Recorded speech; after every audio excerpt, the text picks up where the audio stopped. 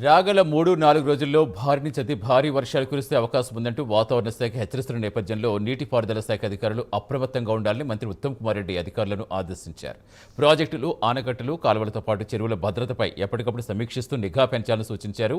విపత్తులు సంభవించే సూచనలు కనిపిస్తే అధికార యంత్రాంగాన్ని తక్షణమే అప్రమత్తం చేయాలన్నారు. ఆయా జిల్లాల కలెక్టర్లతో సహా అన్ని విభాగాల అధికారులతో నీటిపారుదల శాఖ అధికారులు సమన్వయం చేసుకుంటూ ముందస్తు చర్యలు చేపట్టాలని వీడియో కాన్ఫరెన్స్తో అధికారులను అప్రమత్తం చేశారు. ఈ కార్యక్రమంలో నీటిపారుదల శాఖ ప్రిన్సిపల్ సెక్రటరీ రాహుల్ బజ్జా, ప్రత్యేక కార్యదర్శి ప్రశాంత్ పాటిల్, ఎన్సీలు, సిఈలు తదితరులు పాల్గొన్నారు.